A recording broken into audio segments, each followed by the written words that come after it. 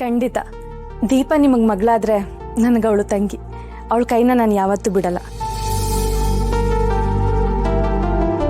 ಸೌಂದರ್ಯ ಇಷ್ಟು ಕೆಟ್ಟತನ ತೋರಿಸ್ತಾ ಇರೋದಕ್ಕೆ ಅವ್ರಿಗೆ ತಾಯ್ತನ ಸಿಗದೆ ಇರೋದೇ ಕಾರಣ ಅಂತ ಅನ್ಸುತ್ತೆ. ಯಾವುದೇ ಹೆಣ್ಣಾಗ್ಲಿ ತನಗೆ ತಾಯ್ತನ ಸಿಗಬೇಕು ಅನ್ನೋ ಬಯಕೆ ಇದ್ದೇ ಇರುತ್ತೆ. ಅವ್ರಿಗೆ ಸಿಗದೆ ಇರೋದಕ್ಕೆ ಆ ಕೋಪನ ಬೇರೆಯವ್ರಿಗೆಲ್ಲ ತೋರಿಸ್ತಾ ಇದ್ದಾರೆ. ನೀನು ಹೇಳ್ತಿರೋದು ಸರಿನೇ ಪೊಲೀಸಪ್ಪ. ನೆನ್ನೆ ನಾವು ಆಟ ಆಡುವಾಗ ಹಸ್ಬೆಂಡ್ಗೆ ಅವ್ರ ಅತ್ತಿಗೆಗೆ ಮಗು ಆಗೋದೇ ಒಳ್ಳೇದು ಅಂತ ಹೇಳಿದ್ದೀನಿ. ಗುರುಭಾವನ ಇಲ್ಲಿ ಕರ್ಸ್ಕೊಳ್ಳೋದು ಒಳ್ಳೇದು ಅಂತಾನೂ ಮಾತಾಡಿದ್ದೀನಿ. ಹೌದಾ? ಅದಕ್ಕೆ ಅಳಿಯಂದ್ರು ಏನಂದ್ರು? ಅದ್ರ ಬಗ್ಗೆ ನನ್ನ ಹತ್ರ ಏನೋ ಮಾತಾಡಲಿಲ್ಲ ಪೊಲೀಸಪ್ಪ. ಆದರೆ ಅವ್ರ ಮನಸ್ಸಲ್ಲಿ ನನ್ನ ಮಾತಿನ ಪರಿಣಾಮ ಬೀರಿದೆ ಅಂತ ಅನಿಸ್ತಿದೆ.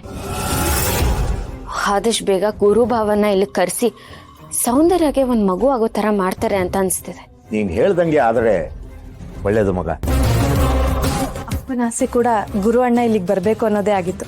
ಅದನ್ನು ನನ್ನ ಹತ್ರ ಹೇಳ್ಕೊಂಡಿದ್ರು. ಆದರೆ ಅದೇ ಟೈಮಿಗೆ ಅಪ್ಪಂಗೆ ಹೀಗೆಲ್ಲ ಆಗೋಯ್ತು. ಗುರುಭಾವ ಇಲ್ಲಿ ಬರೋದಕ್ಕೂ ಮಾವನಿಗೆ ಸೌಂದರ್ಯ ರೀತಿ ಮಾಡಿದ್ದಕ್ಕೂ ಏನಾದರೂ ಸಂಬಂಧ ಇದೆಯಾ? ದಿಶಾ, ಆಹಾ, ನೀನು ಅಪ್ಪನ ಜೊತೆ ಮಾತಾಡ್ತಿರೋ. ವತ್ಸಲ ಆಂಟಿ ರೆಡಿಯಾಗಿದ್ದಾರಾ ಅಂತ ನೋಡ್ತೀನಿ. ಸರಿ ಅಕ್ಕ.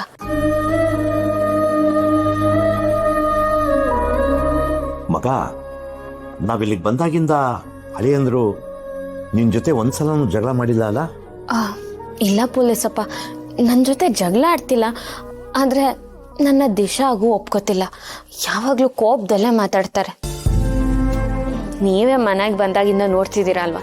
ಅವ್ರು ಯಾವತ್ತಾದ್ರೂ ನನ್ನ ಜೊತೆ ಖುಷಿಯಾಗಿ 4 ಮಾತಾಡಿದಾರಾ? ಏನಾದರೂ ಕೇಳಿದಾರಾ? ಇಲ್ಲ. ಅವ್ರಿಗೆ ಯಾವತ್ತೂ ನನ್ನ ಮೇಲೆ ಪ್ರೀತಿ ಬರಲ್ಲ ಅಂತ ಅನಿಸ್ತಿದೆ. ಖಂಡಿತ ಬರಲ್ಲ.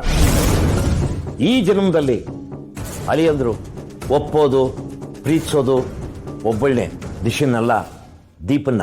ಹಾಗಾದ್ರೆ ದಿಶಾ ಆಗಿ ಅವ್ರನ್ನ ಒಲಿಸ್ಕೊಳ್ಳೋಕೆ ನಾನು ಏನ್ ಮಾಡ್ಬೇಕು ಪೊಲೀಸಪ್ಪ? ದಿಶಾ ಆಗಿ ನಿನ್ನ ಕರ್ತವ್ಯ ಮುಗಿಸಿ ಮತ್ತೆ ದೀಪ ಆಗಿ ಅಳಿಯಂದ್ರು ಮತ್ತೆ ಈ ಮನೆಯವ್ರ ಮುಂದೆ ಬಂದು ನಿಲ್ಬೇಕು. ಆಗ ಮಾತ್ರ ನೀನು ನಿನ್ನ ಗಂಡನ ಪ್ರೀತಿ ಗಳಿಸ್ಕೊಳ್ಳೋದಿಕ್ಕೆ ಸಾಧ್ಯ. ಸರಿ ಪೊಲೀಸಪ್ಪ, ನಿನ್ ಮಾತನ್ನ ನಾನು ನೆನ್ಪಿಟ್ಕೊಂಡಿರ್ತೀನಿ.